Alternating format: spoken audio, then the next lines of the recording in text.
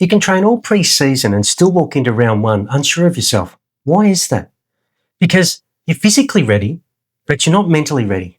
Most players think they are, but most skip one crucial step, training their mind to expect success under pressure. In this video, I'm going to give you 4 powerful tactics that will prep your mindset before the season even begins. Tactic 2 is the one I used every single week, and it's a real game changer.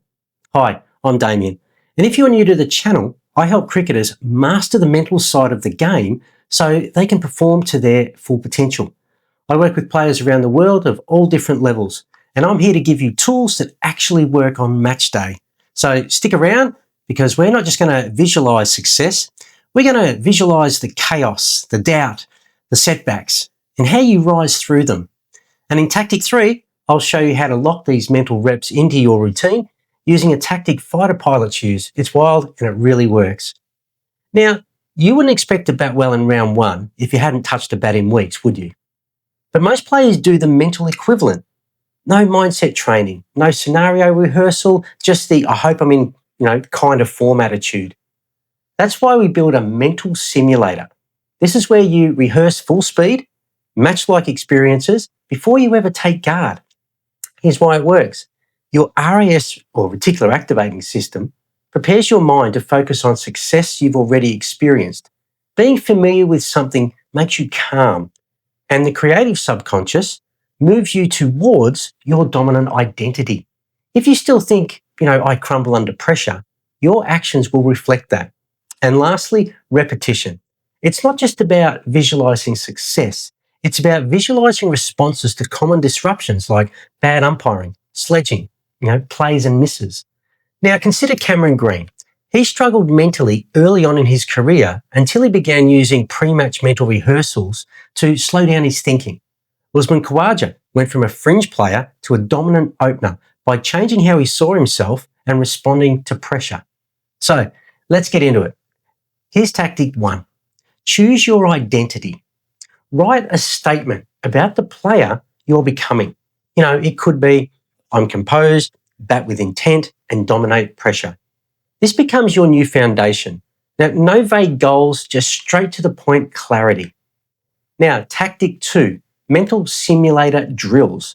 You do this by closing your eyes, visualize putting your pads on, walking out to the crease at 3 for 10 or 10 for 3, whichever country you're in. You've just edged early and you're a little bit shaky, but recovering calmly. Now, visualize yourself playing with intent after, say, 5 dot balls, getting to 30 and converting. This is pressure visualization, not fantasy cricket. And tactic 3, anchor to a physical routine. Visualization works best when it's part of your routine. Do it first thing of the morning, before training, before games, and before going to bed. This is great for subconscious rewiring. Now, consider this. The US Navy's Blue Angels jet fighter stunt team, they do what they call chair flying. They're visualizing every maneuver in a routine without any aircraft. Now, it's a core part of their elite preparation. They sit in formation on the tarmac or in briefing rooms, eyes closed, going through every command, movement, and decision, mentally flying the entire routine in exact detail. Now, why? Because when you're flying at 700 miles per hour, just meters from another jet, you can't afford to be reactive. You need to be rehearsed. Now, if this level of visualization is good enough for world-class fighter pilots, I think it's more than good enough for a cricketer preparing for pressure. Search their YouTube video. It's quite fascinating to watch that. And the last tactic is repeat it daily. Reps equal results, just like going to the gym. Combine your identity statement with mental reps. You're not lying to yourself. You're training your brain to believe it's possible.